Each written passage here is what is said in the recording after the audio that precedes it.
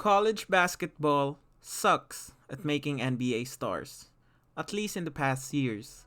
The NCAA faces several challenges when it comes to preparing players for the NBA, and a lot of that has something to do with the rise of international basketball and athletes taking the professional route.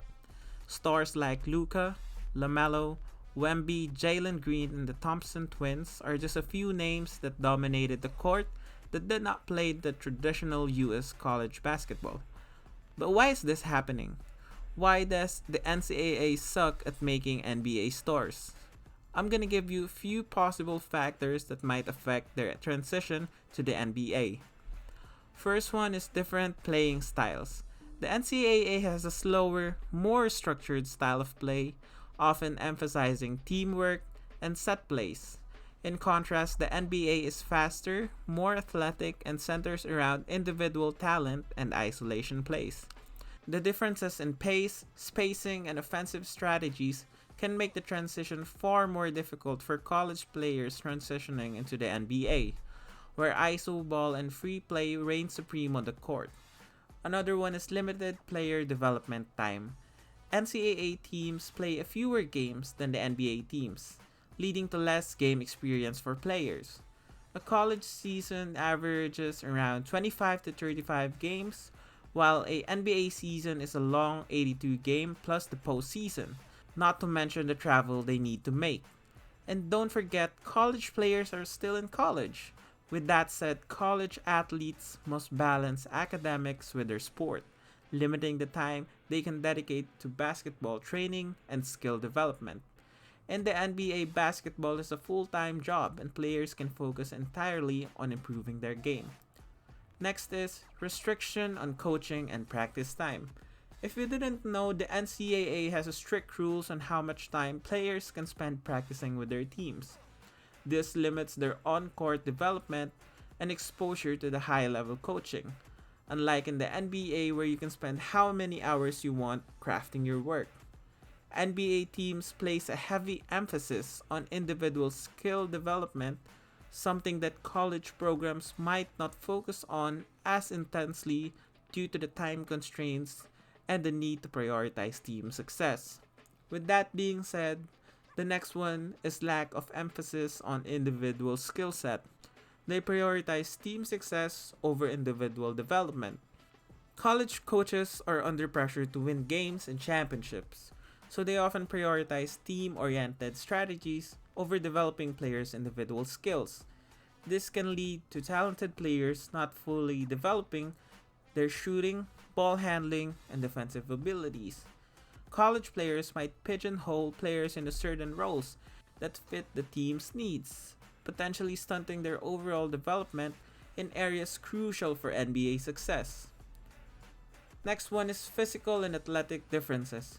College players are typically younger and less physically developed than NBA players.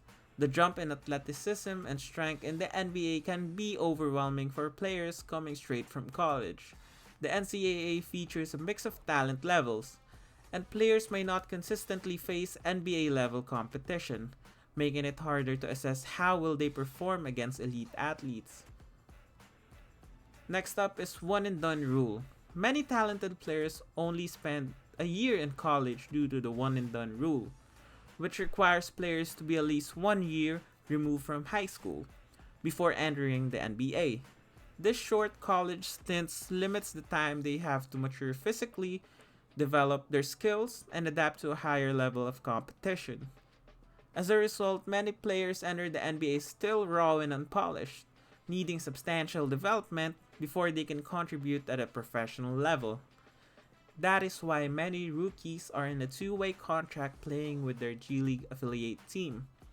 But ironically, NBA scouts and GMs don't like drafting older players, and would prefer a young buck who is raw and will take years to develop. Good example is Dalton Knecht from the Los Angeles Lakers, that landed at the 17th spot because of his age, but a lot of people tagged him as one of the most NBA ready player. Next up is focus on winning over player development. College coaches often prioritizes winning over developing NBA ready skills.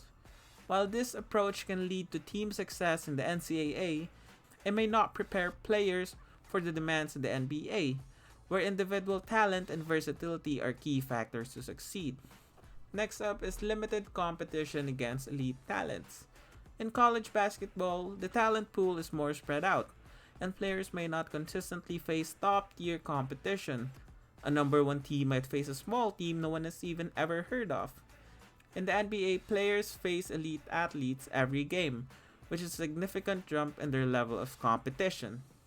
And lastly, injury concerns and restriction. College coaches may limit players' playing time or exposure to avoid injuries, which could affect their future prospect. This approach, this approach, while cautious, can also hinder a player's readiness for the more demanding NBA environment. What I've noticed is players who took the college route takes time to develop and impact the game, and more often than not will become a good role player since college slower play and role system makes them thrive in that space.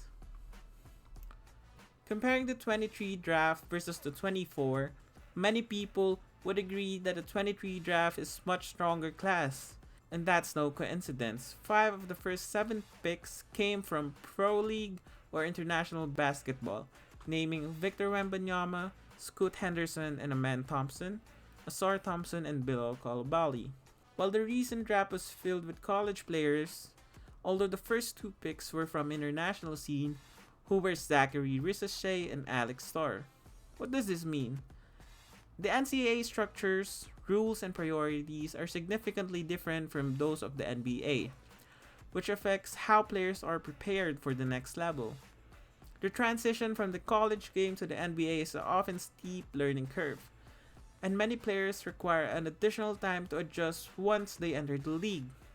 As a result, the NCAA isn't always seen as the best developmental system for the NBA, and some argue that alternative paths such as NBA G League and overseas play might offer a better preparation for a professional basketball career.